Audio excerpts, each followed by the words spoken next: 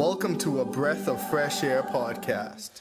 Here with your hosts, Earl Roberts and Nakhaz Gay. As a young person, Christianity can be so foggy, like smoke in the mirrors and so unclear. But we're here to bring you a breath of fresh air.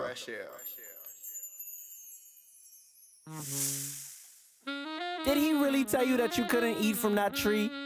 I mean, he did say that we could eat from any tree in the garden. I think the only tree he told us we really couldn't eat from is the tree in the middle. He said if we touch it, we would die. First off, that's a lie. And I'll tell you why.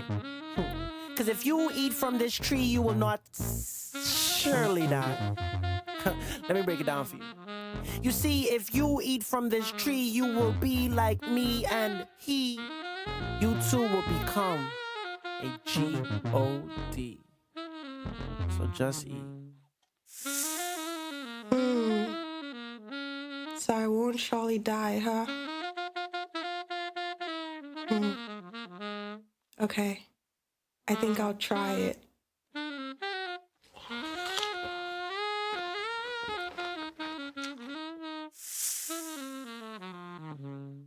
Eve! What you doing? I just ate the fruit, Adam. Eve, God just told us that we're not supposed to eat from that tree. No, we'll be fine. Look, I'm still alive. Just try it. Oh, this woman. Just try it. Just try. Okay, I'll try.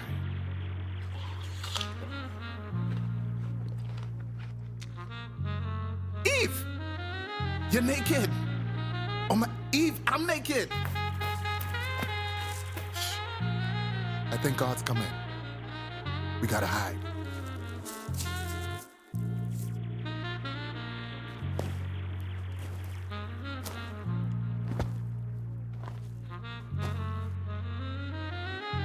Adam. Where are you?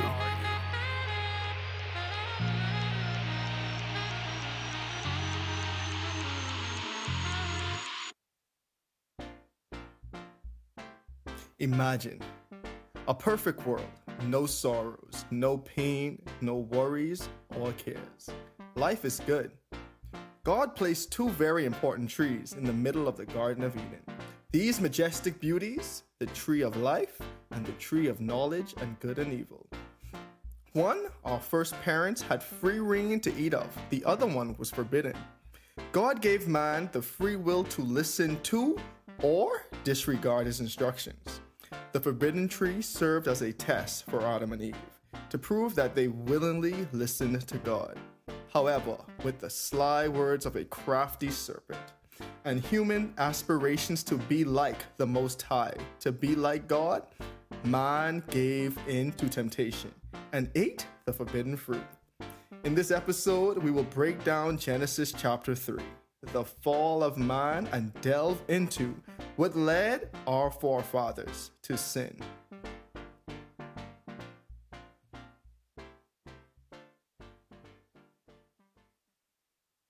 All right, so here's the thing, right? So this is a brief recap. We know for a fact there were two special trees that God placed in the Garden of Eden. One was the tree of life, perpetuates God's life to everyone. As long as you eat it, you have life. And the second tree was a tree of knowledge of good and evil.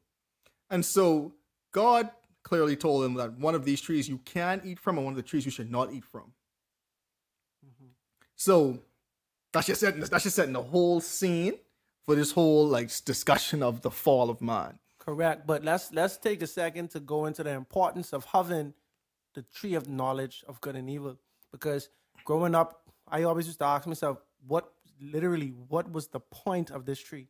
Mm-hmm. Because every tree have a purpose. Everything in the world have a purpose. In terms of all of God's creations. I can fight the temptation. I can fight it. Keep going. Yeah, I feel you, dog. But what's the purpose of the wasp? I feel you, dog. It's I can't prove the purpose for everything, but I strongly believe it helps the ecosystem in some type of way. You know what I'm saying? And annoying. Because it's I used to think what's the purpose of a roach? You know what I mean?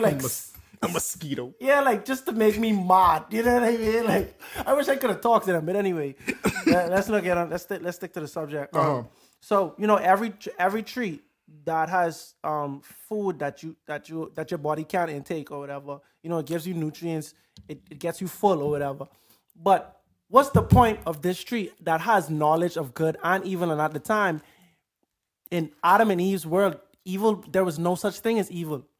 Their mind could not, they were perfect beings. They could not comprehend the type of things that we comprehend now, like hurt, death, disloyalty, stuff like that. Like their minds were not built to, they couldn't understand it the same way we can't understand who made God, etc. Their minds could not understand evil. So what was the point of that?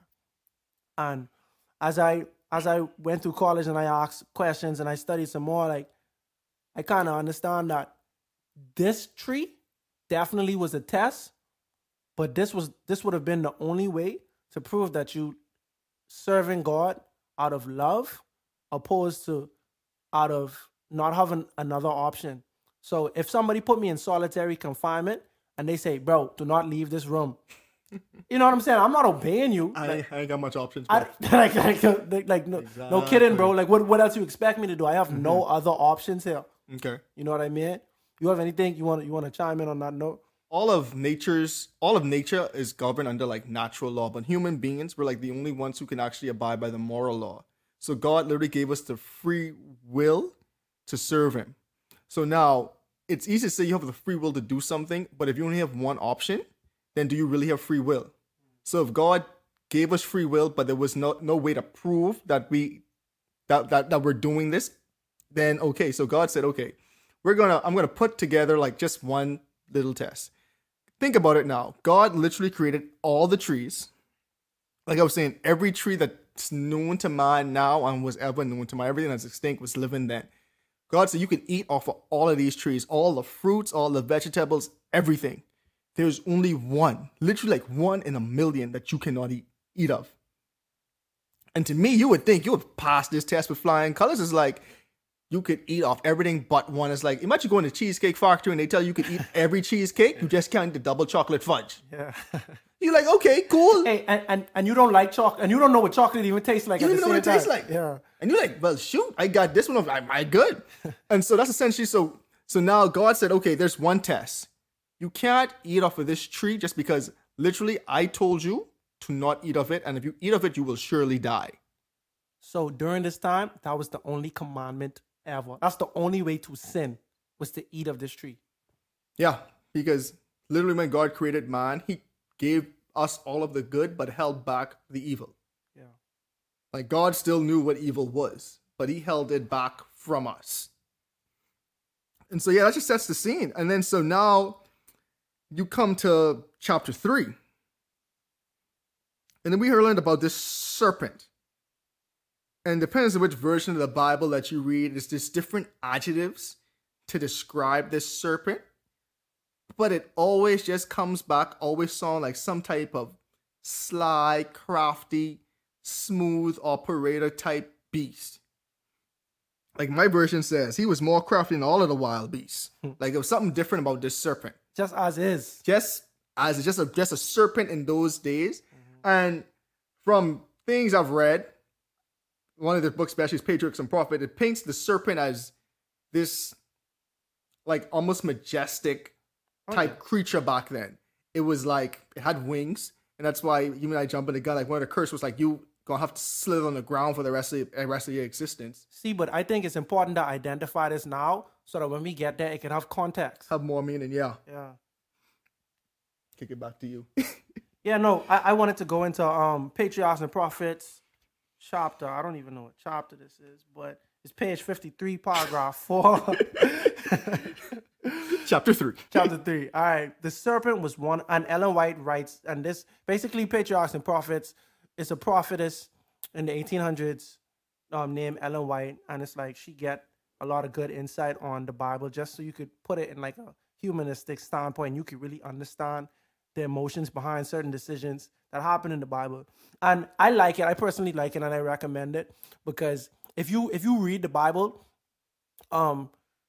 Genesis 1 and 2 talking about creation, and then Genesis 3 talks about Adam and Eve and their visit with the foe. But up until this point, we don't really have context on who this foe is and what the big issue is. And later on, when you read the Bible, you get this clarity. But it's like in Patriarchs and Prophets, it kind of helps to paint the picture or whatever. It reads, the serpent was then one of the wisest and most beautiful creatures on the earth. It had wings, while flying through the air presented an appearance of dazzling brightness, having the color and brilliancy of burnished gold. Resting in the rich laden branches of the forbidden tree and regaling itself with the delicious fruit, it was an object to arrest the attention and delight of the eye, and delight the eye of the beholder. And with that bit of context, we have ourselves a story here, ladies and gentlemen. Because we see this majestic creature, and I just want you all to put yourselves in the position of Eve. Because a lot of times when growing up, I used to be really sad that Eve made this decision, and I criticized her openly and just within my heart, like every bad thing that's happening right now is as a result of the first sins, you know. And I was just wondering, why you just couldn't eat the tree? But it's more complicated than that. Mm-hmm. You know, it wasn't just, you just want to be rebellious. It's just the way how the foe, the enemy, who was taking the form of a certain, put everything together, and he, as we say in the Bahamas, run a psych on Eve. You understand? Indefinitely. He swindled Eve. Hoodwinked, bamboozled. run amok. For sure. So Genesis 3, now the serpent was more subtle than any beast of the field which the Lord had made. And he said unto the woman, yea, had God said, ye shall not eat of every tree of the garden? And the woman said unto the serpent, we may eat of the fruit of the trees of the garden, but of the fruit of which is in the midst of the garden, God had said, ye shall not eat of it, neither shall ye touch it, lest ye die. Mm-hmm. So. And now it comes for I want to say one of the greatest. Sykes.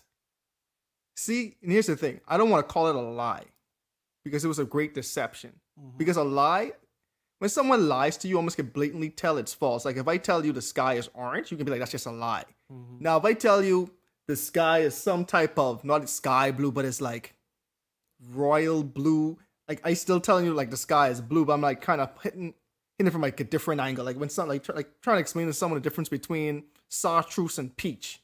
Mm-hmm.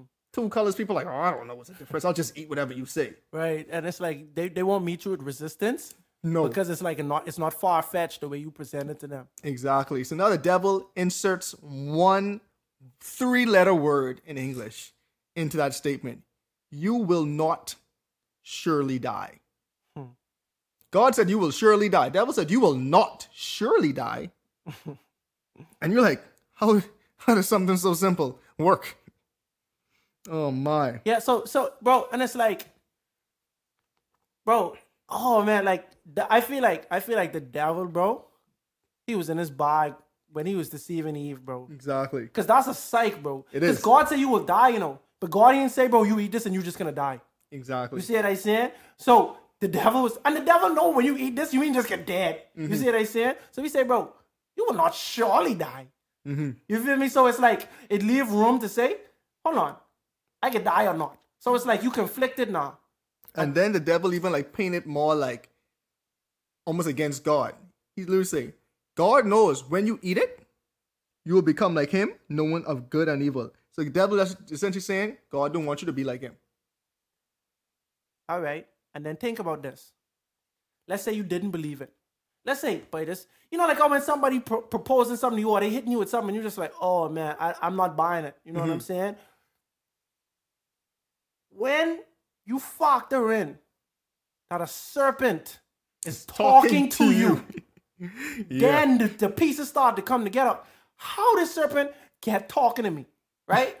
The serpent went on to say, bro, I eat the fruit myself. Mm-hmm. So I telling you from experience. You understand? So it's like, they say it's 3 sides to every story. This point A, person A side, person B side, and then the actual truth. You understand? So Eve might have just been saying, oh, this is someone else side of the story. You know what I mean? And it's like, I was going to say I have an issue with that, but I personally don't have an issue with that. But I'll say the issue with that is It's a point A, it's a point B. But you have to try to find the truth, especially if it's something to deal with your salvation. Somebody could tell you Jesus is the Son of God. Somebody could tell you Jesus is a prophet. There's two sides of a story, but you yourself have to find the truth.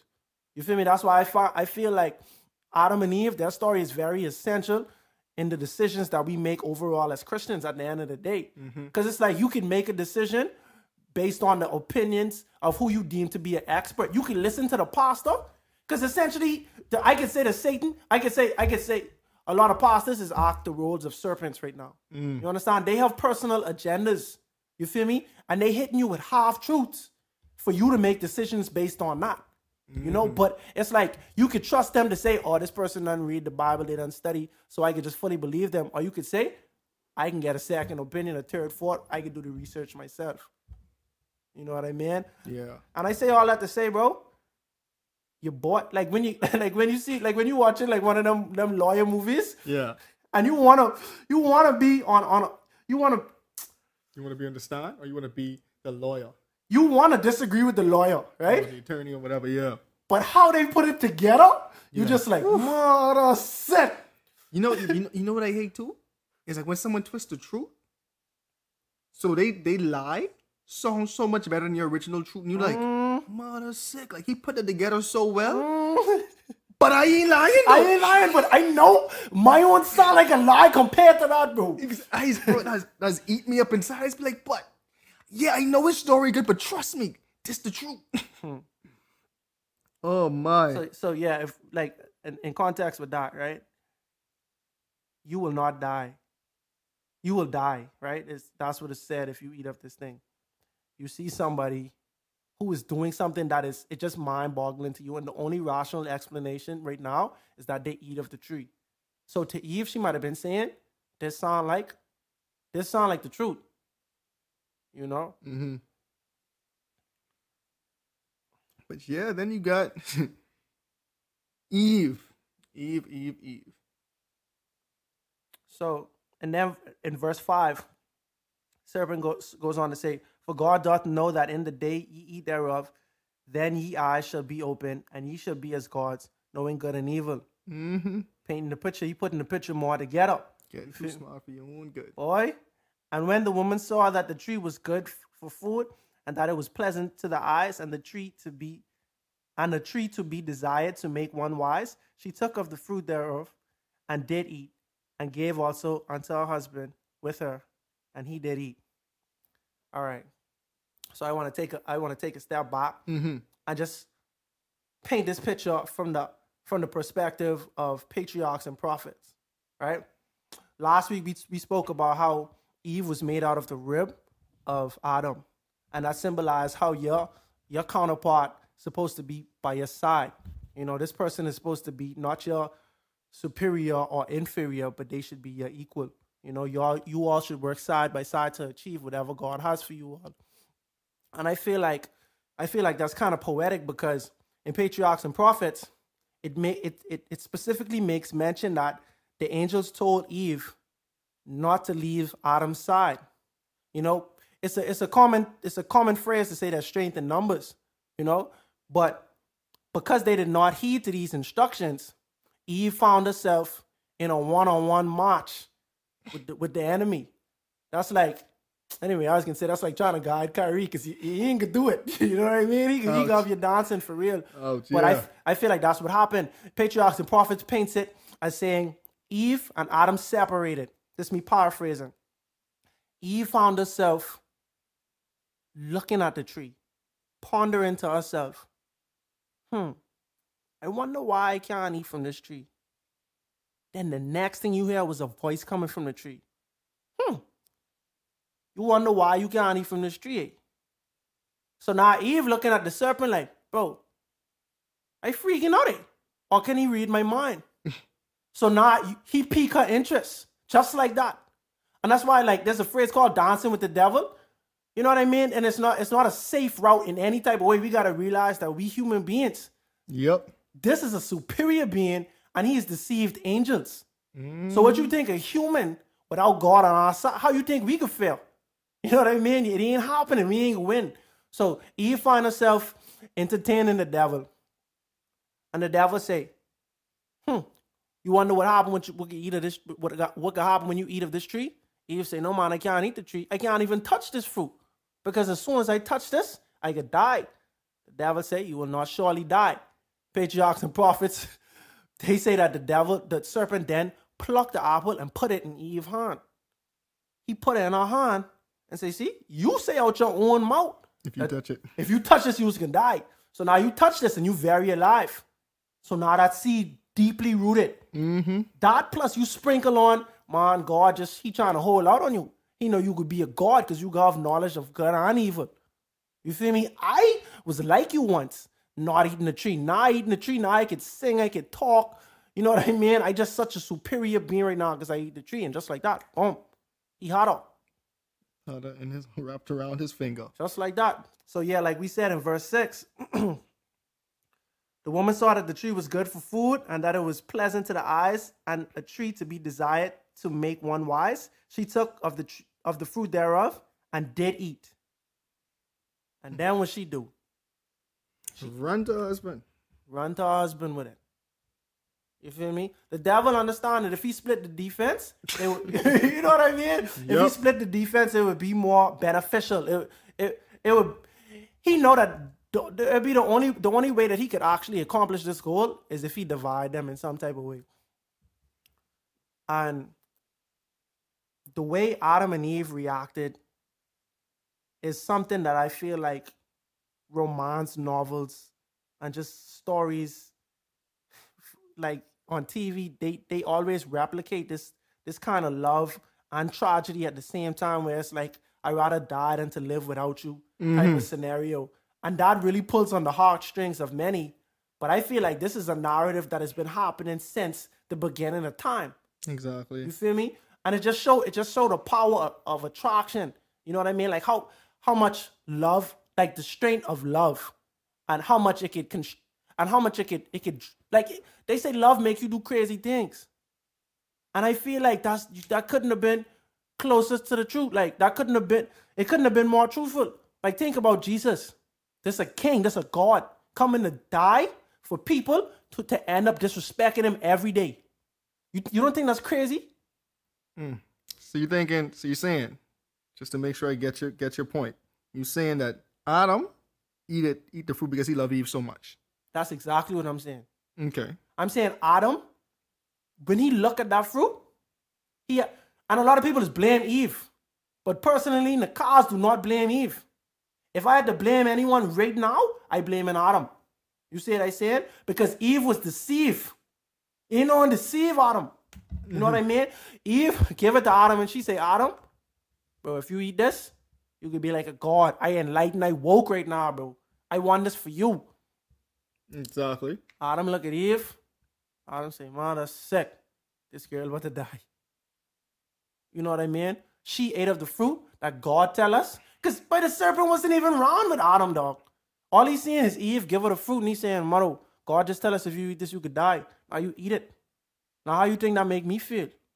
I got to watch my wife die. I was already alone before. And God himself said, this wasn't good for me. It ain't good for me to be alone. You think I trying to go through that again? So I believe, say in his heart, bro, if you gone, I'd rather die with you than to live without you. And this is just pure speculation now, right? So what you think would have happened if Adam didn't eat the fruit? It's like this just to make sure everyone in the audience clear, it's just speculation. This is just speculation. Yeah, this is the Bible never gave us a plan. What would happen? Alternative, alternative. If one was so just like pure speculation. Like God didn't break down and say, all right, y'all eat the fruit, y'all can die. If one eats the fruit, one will die. The other one will. You know what I mean? I'll make a new one, or you just get kicked out. We have a separate plan for y'all. This perfect people just stay in the Garden of Eden forever. Like exactly. So, what I personally I look at the story of Job, where Job's wife say curse him and die. You know what I mean? And Job lost his children and all that, and his property XYZ. And at the end of the story, God restored it all for him. You understand? So I feel like when you are faithful to God, God will restore. That's a bar to me. You Okay. faithful, God will restore. So I don't have any doubts that God would have given him another helpmeet if necessary. Someone who he could have an even closer bond with, you know. Mm-hmm. But yeah, man, that's picture of love. It's something serious.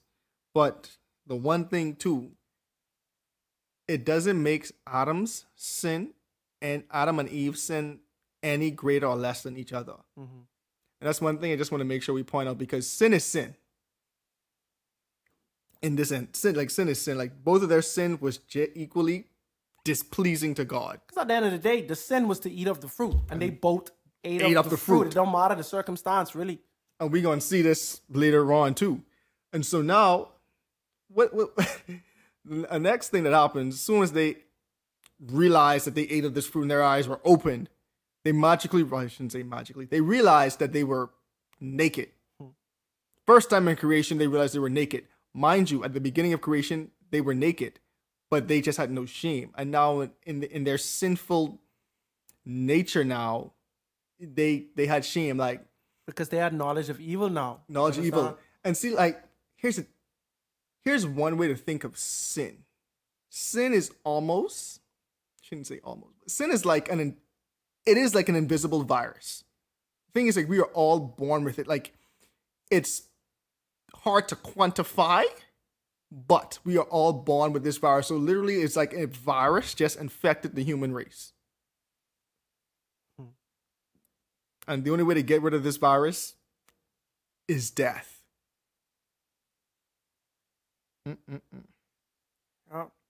So after all of this, verse 9, Genesis 3, verse 9, and the Lord called unto Adam and said unto him, where art thou? And he said, I heard thy voice in the garden, and I was afraid because I was naked, and I hid myself. And God burst in with a serious line. And he said, who told thee thou was naked? Wow. Hast thou eaten of the tree, whereof I commanded thee that thou shouldst not eat? And what Adam do? He blamed Eve. One shot. Adam ain't no true member. Adam ain't even try slap up. Hey, but this ain't trying to show you. This the guy who you just was about to die for, bro. Mm-hmm. But when authority, when stuff hit the fan, nah, it's every man for themselves, really. But the thing is, like, because a couple of things I wanted to park even before. God asked the question, where are you? And it wasn't that God didn't know what happened. Because you realize as soon as after they make the leaves, next thing the Bible say, in the cool of the day, they heard God walking in the Garden of Eden. And one thing we got to remember, like, Adam and Eve, they were literally walking and talking with God. They were literally communing with God. Like, they knew God as God. You know what I'm saying? Like, they literally physically saw God. And so now they heard God walking in the garden and they hid. And God literally called and say, hey, where are you? Knowing what had happened, but trying to give them the opportunity to own up for their sins. But to me, this really kind of a metaphor for how even if someone enabled you to sin, at the end of the day, you still have to go to God for yourself. So your circumstances that you are in, the people you hanging around, all of these stuff could contribute to you and you separating yourself from God. But at the end of the day, you still have to go to God for yourself. So it's like you could think about how people influence you, but at the end of the day, you still have the power to say yay or nay.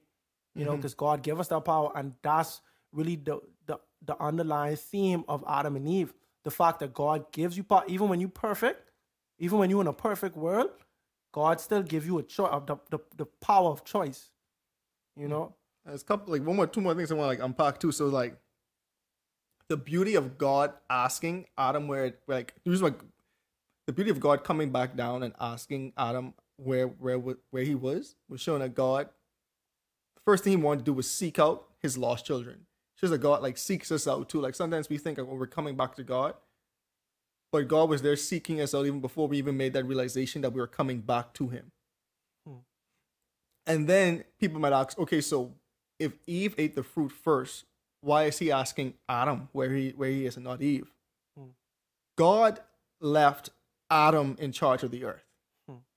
So when God came back, God is addressing the person he left in charge. It's almost like, think of it. If you're an older sibling and something goes wrong, the parents ain't asking the little one first. They're asking you first because you were the one we left in charge. Exactly. Anything happening, they could mess up. Why weren't you there to address this messing up or correct it when it was wrong? Because I left you in charge. So God came back and asked Adam, where are you? Then Adam says, okay, yeah, we hid ourselves because we were naked. And God was like, naked? Who told you were naked? I didn't even know that. Exactly. And granted, now God knew, granted, God came down, he already knew what happened. But he still tried to give him the opportunity to own up to himself. Like, who told you were naked? God asked straight up, have you eaten from the fruit that I forbid you to eat from? And Adam instead of just saying yes, he said, the woman you gave me the fruit and I ate of it.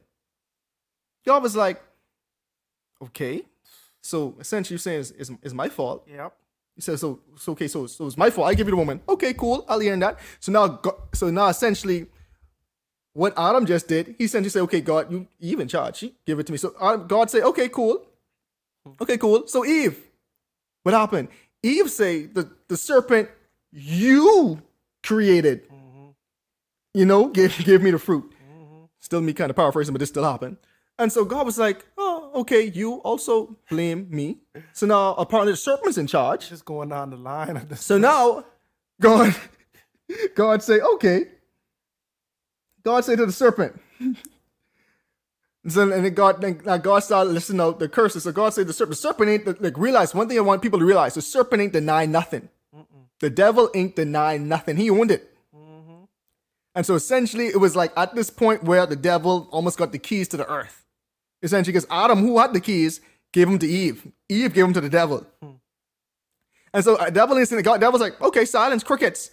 So God was like, okay, you now can be cursed above all the livestock and all the wild animals. You go crawl on your belly and you can eat the dust for the rest of the days of your life.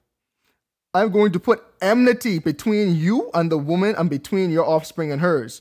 He will crush your head and you will strike his heel. Put a pin in that.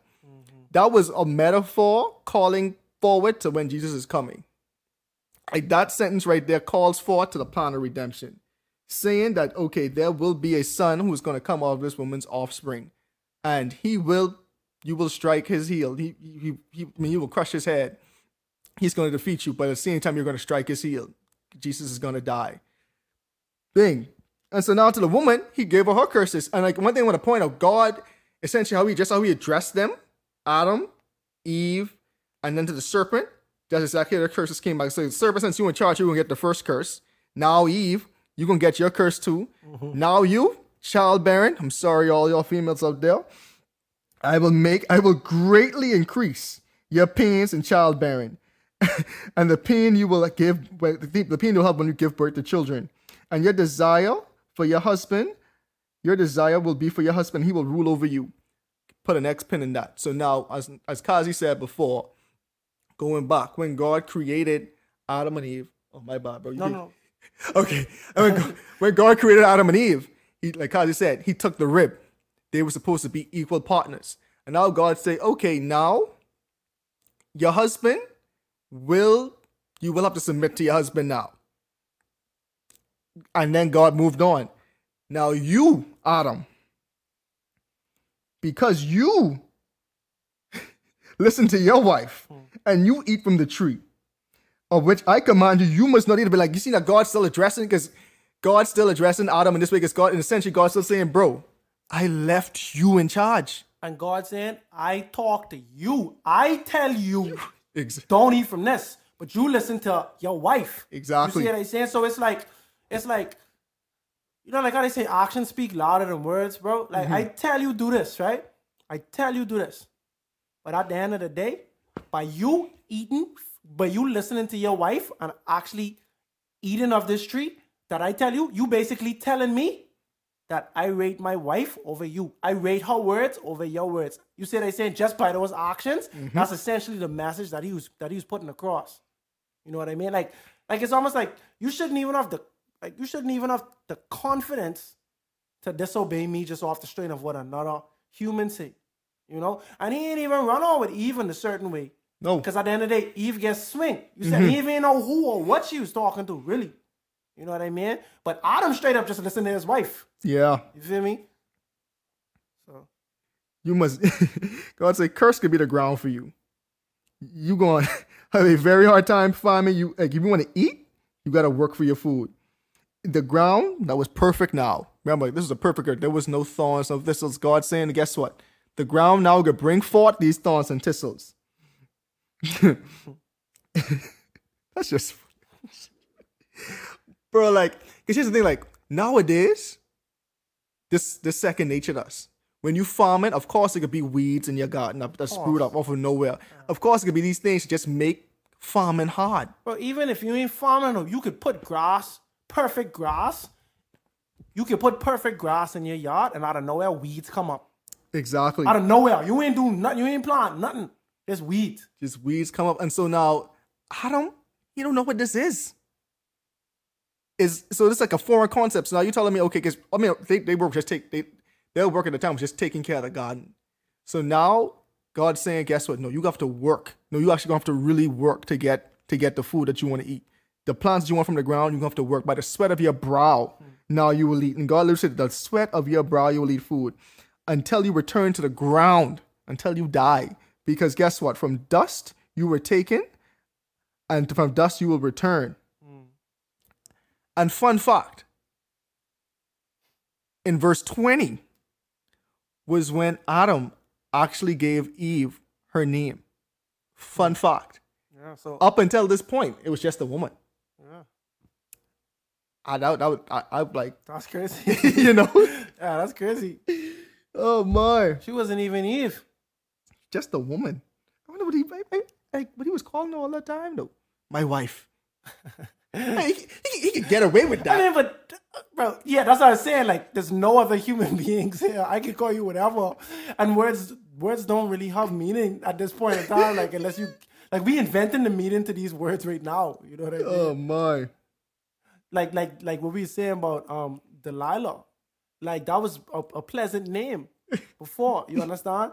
And because of what the person Delilah in the Bible did, it now has a different meaning. If someone calls you with Delilah, you understand, they might mean like you a tricky person. Yeah. That type of way. So yeah, he could have called her whatever before. It wouldn't have mattered, like, straight up. But he named her Eve because she would become the mother of all of the living. And then God goes on to make them garments of skin. God was like, these little three things that y'all got going on, easy in it. I wasn't cutting it. God said, come here, man. Let me do it for you. God said, that ain't it. And so now God did something like that was very important. A lot of people miss the significance of this. So God said, well, the man has now become like us. And we went into the us he was referring to. Knowing of good and evil. So now what God said, guess what? So now that you eat of the one tree I tell you, you can't eat, you can no longer have access to the tree of life. And the main purpose of that was, for one, the wages of sin is death, and God in his infinite wisdom knew what sin would do to the human beings and was like, yeah. Yeah, they cannot be an immortal sinner. Yeah, no. We already got the devil. You see what I'm saying? Like, realistically. So God said there will not be an immortal sinner. And so, you know, God ended up kicking them out. God essentially evicted them from the Garden of Eden. And he put a cherubim with a flaming sword. I know a lot of people really want to know how angels look, but I can't really paint that picture for you. But one thing I kind of want to unpack here while we kind of on it is it's the plan of redemption. The plan by which alone man's salvation could be secured involved having an infinite sacrifice. And so first thing is, like, what is redemption? And redemption, as I have two definitions here. Redemption is the action of being saved from sin or evil And redemption is also the action of regaining or gaining possession of something in exchange for a payment or clearing a debt. And so one thing we have to remember is the wages of sin is debt, is death. Yeah. Not debt. Not death. So now, as soon as sin was introduced into the world, it was almost this running tab of death that was being accumulated. So now, from the very instance, God said, okay, what are we going to do to pay off this debt? And so they came together and said, okay, and we see the verse in John 3:16, for God so loved the world that he gave his only begotten Son, that whosoever believeth in him shall not perish but have everlasting life. So from the very onset of time, as soon as man ate the fruit, God said, okay, I'm going to send my Son back down to become a human and pay this debt for the human race. And the only way to pay the debt is by death. See what I say? That's a little tongue twister right there, but I think that's very important for people to kind of understand, because like it's implied in the Bible, because when the prophets come around, they talk about the Messiah and what's to come.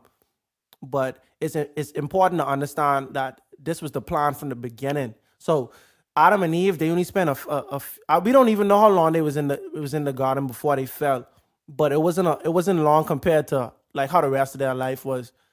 But as soon as they did that, Jesus say, all right, put me in the game, coach. You see what I'm saying? I about to cover the top. And I think you could touch a little more as to why Jesus specifically had to cover the top. Yeah, so God's law is eternal. God's law does not change. And God's law is essentially on the same level as God himself. Like God's law is, like I said, eternal.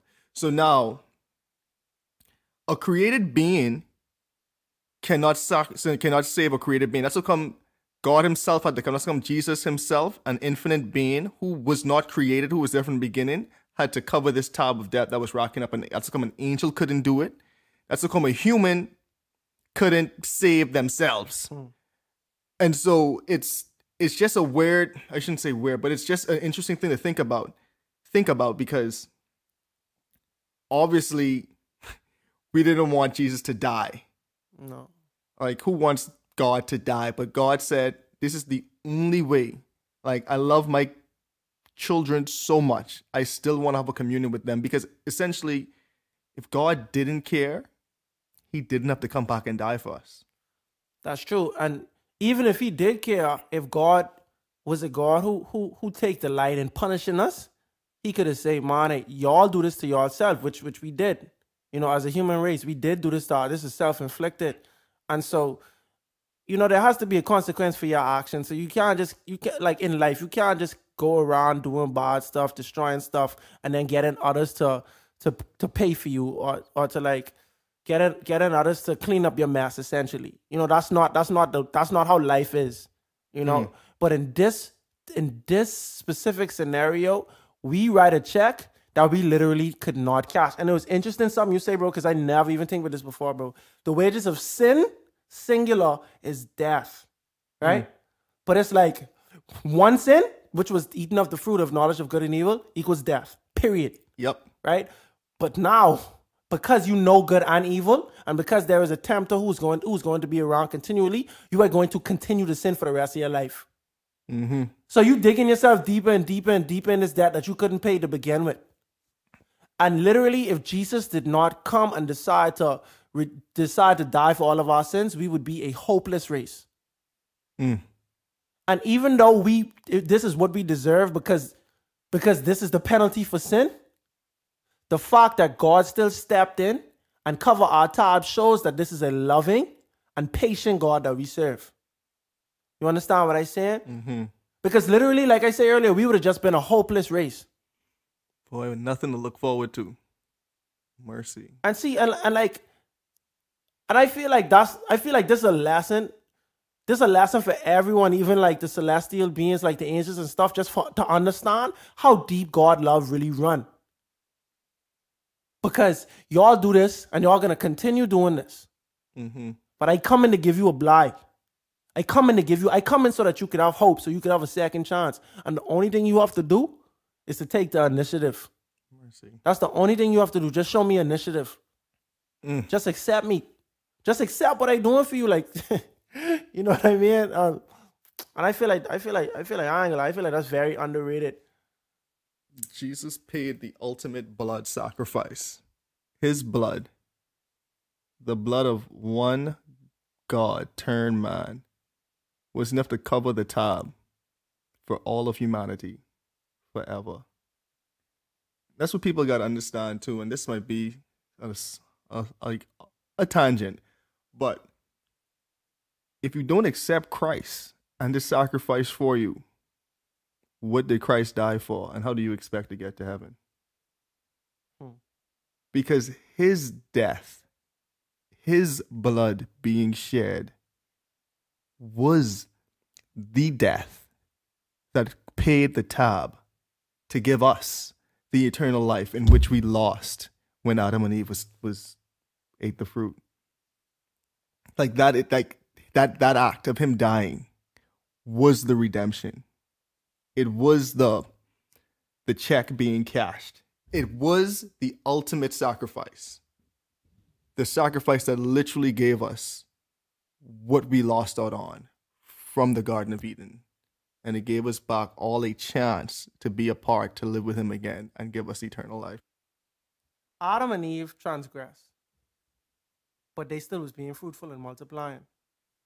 So essentially all of us born, and we get put into a world that we didn't create.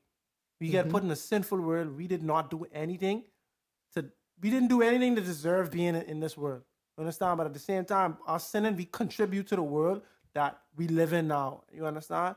So we would have been hopeless. And that's what that was the devil's plan. Once I get these people to sin, if they start making, like populating the earth, we could just have a legion of sinners, and all these people could go in hell and keep me company. Essentially, is what the devil, that's the type of vibe he love company. Exactly. Misery love company, and that's the master of misery to me. You feel me? He's a miserable person. Just miserable. Imagine following people around every day trying to make them sin, bro. You know how much of a loser you gotta be? But that's just how I personally feel. But anyway, I digress. You know what I mean? So I feel like God loves us so much because he didn't allow us to live hopelessly. You live, and because you born in sin, you will sin. And so now you gotta die and go to hell. No, that ain't love. Understand? And even though it's a big top, Jesus still come and say, I taking it all. I paying all that. I paying this for the racists. I paying this for the pedophiles. I paying this for the murderers. I paying this for the atheists. For people who mock me. I paying this for the people who killing me right now while they on the cross.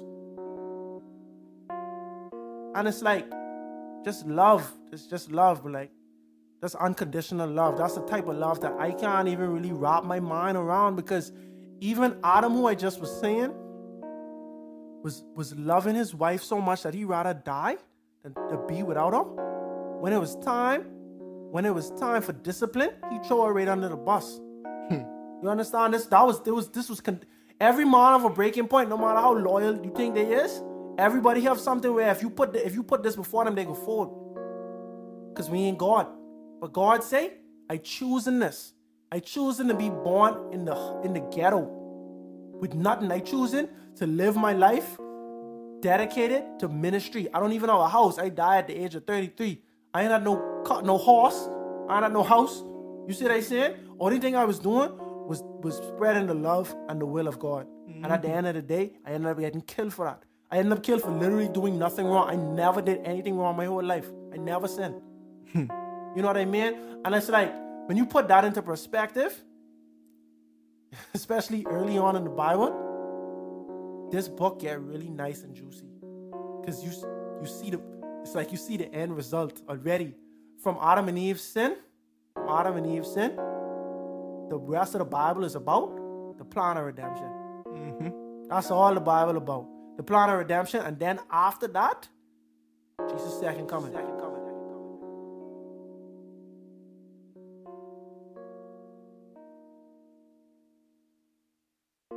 The story of our first parents is an unfortunate one. It's a story of two perfect human beings that failed the test of obedience. Eve was deceived, Adam willfully ate, and they both forfeited their immortality on earth. They were both kicked out of the garden and started a family with two sons, Cain and Abel. And although at the time they were the first siblings on earth, this didn't prevent them from having a sibling rivalry. And we'll talk more about that on the next episode of A Breath of Fresh Air.